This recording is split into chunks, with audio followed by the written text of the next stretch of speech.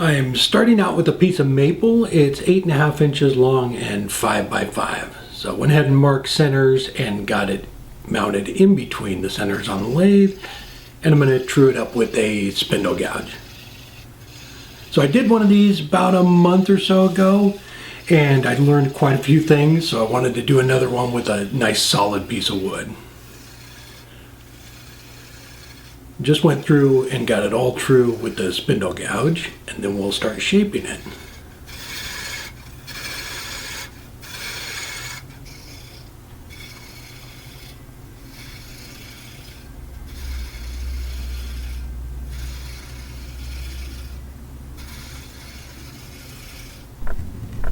Help support the companies that support our community.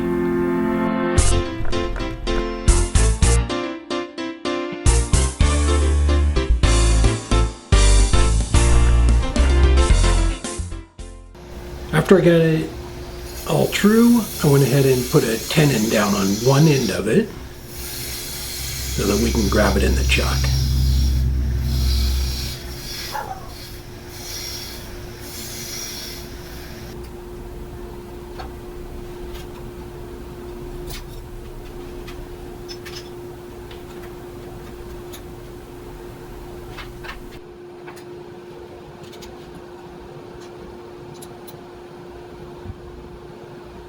Now that we have it remounted, I'm going to go ahead and start shaping it. Again, just using the spindle gouge. Lathe speed's about 2,000. It was right around there when I started out too. So this is the top of the urn up here. So just kind of brought it around and made a lip on it. I'll explain the size of the lip here in just a minute once we get into that point. That was one of the things I learned. It was, you can make larger ones or smaller ones, but one that is in the middle, you're going to have a hard time remounting that in the chuck. So the jaws on the chuck that I have on there are, when they're closed, they're right about 3 inches. So I need to make the recess in here 3 inches. If you make it smaller and have to drop down to a smaller set of jaws, the lip is going to hit. It won't go, the chuck won't go inside of that groove. I just got lucky on the one I did last month and everything fit. But after looking at it and doing that last one, I realized it has to go down inside there so the lip there goes around your chuck, or you can use the longer nose jaws and make a smaller one, and then they will go inside of it. But making a smaller tenon with something this big, you probably wouldn't be able to hold on to it well enough to hollow it out. So I went with this one. I got it all sanded. I ran through all the grits dry up to 600. And we'll go ahead and flip it around in the chuck. So you can kind of see when I'm putting it on here, it just goes right inside of there and doesn't come down and hit the chuck. But you just need to keep that in mind if you're going to make one of these. Just kind of measure everything. So I'm going to take the foot down here, and I'm not going to bring it all the way down. Just I'm going to leave a little bit of material on there, and then we'll use a parting tool to part off the bottom of it.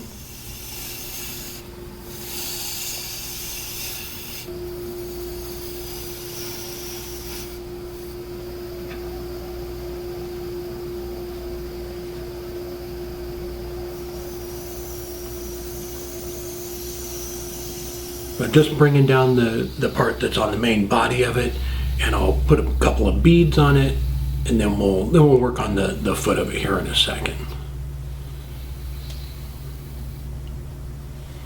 So this is the outside of the ring, so I'm using the 2.5 inch rings, and I'm just going to make a recess for those, and then we'll start hollowing this thing out.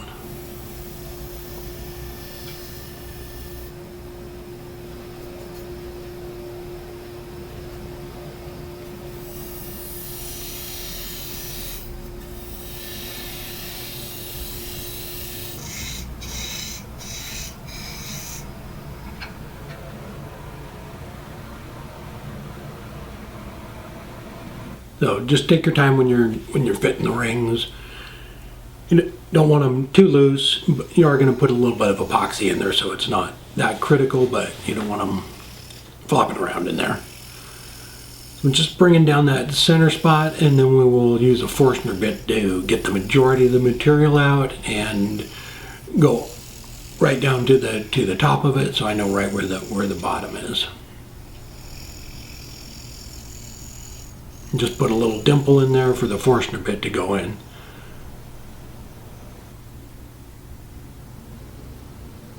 And this Forstner bit, it's going to depend on what size you're making, or if you're not even using the rings, that it could be just about any size, but I believe this one's about 2 inches.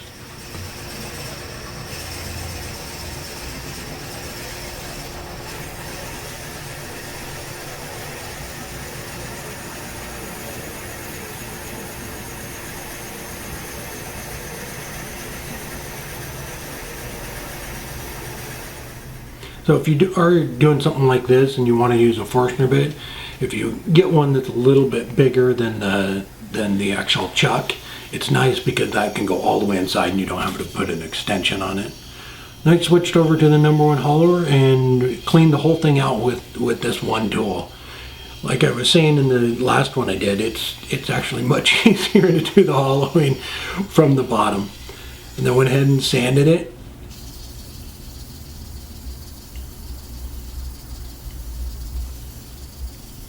So this is another thing that I'm going to change when I do another one. I'm sure I'll do another one in the future. So I put the beads on it right now, and then we're going to work on the foot. But on the next one, I'm going to finish the foot and glue the rings in both sides, screw it together, and then do this part right there. It was a little bit time consuming, measuring everything, rechecking it, calipers to get it exact. And if I could just screw the foot on and finish it all at the same time, put the beads on it, it would be easier. So on this part, on the lid, we're going to make a tenon.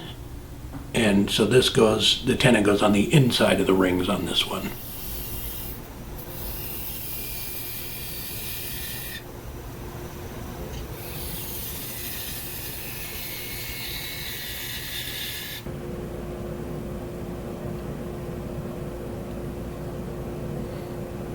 So and this part right here is just what's going on the inside. So I just took a couple passes across it and cleaned it up a little bit.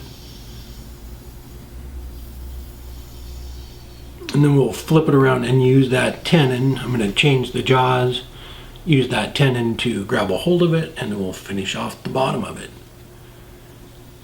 So I put 2 beads on the body of it, and then I'll put 1 more bead on this. And like I said, on the next one, I will just screw it together and do them all at once.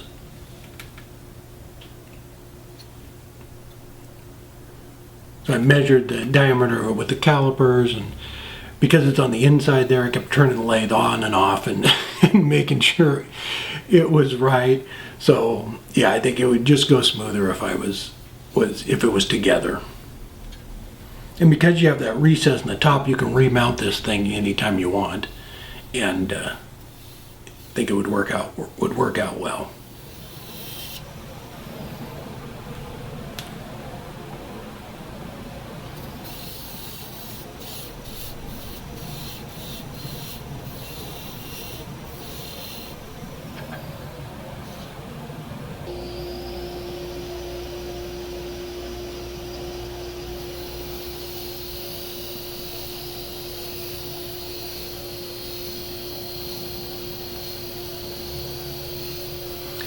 After I got the bead done, I grabbed the parting tool and then brought down the underneath it just a little bit with the parting tool and cleaned that up.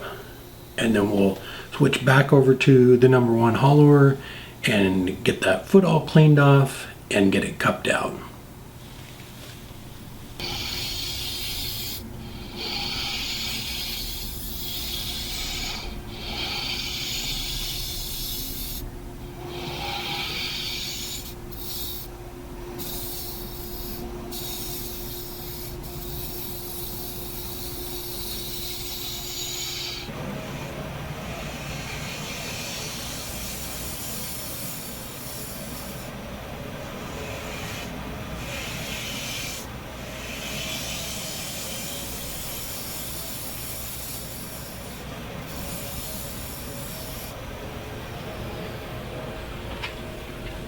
And again with this, I just ran through all the grits up to 600 dry. I have to put epoxy in all of it, so I wanted to wait till the end to put the oil on.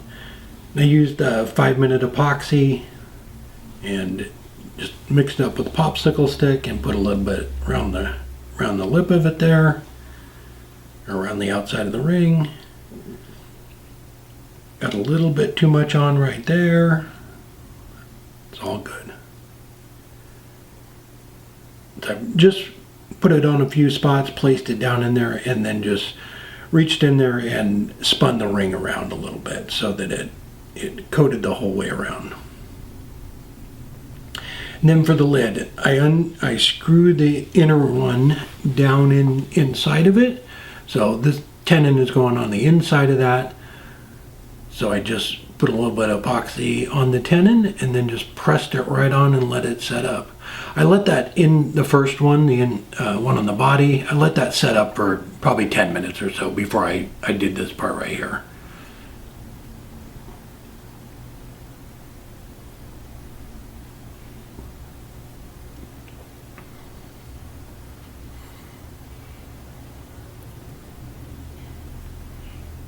And then we'll get some walnut oil put on it. So this is Doctor's walnut oil, and I just soaked the whole thing down and wiped it off with a paper towel.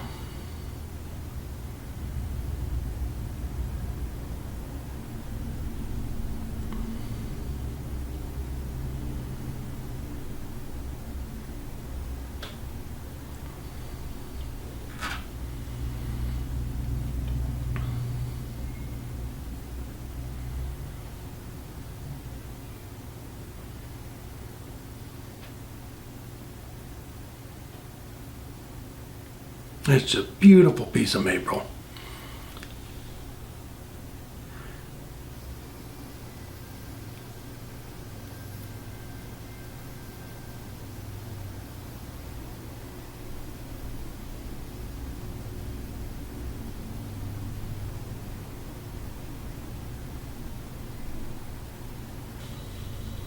There we go. I have my expiration date. There we go, it's all done. Again, it's out of maple, just got some beautiful character in it. It's 7.5 inches tall and 4.5 inches in diameter. So turning urns like this, I think, is a great way to do it. It's actually easier to hollow them out. As far as going in the other way, coming around here, making sure this is all even, and coming around the shoulder there, it's going in from the bottom, straight in all the way, and just wrap around that corner right there. So it's it kind of simplifies that process, and you can actually do these ahead of time and then leave the top open and put an insert in it to personalize it. So I think it's a great way to do it.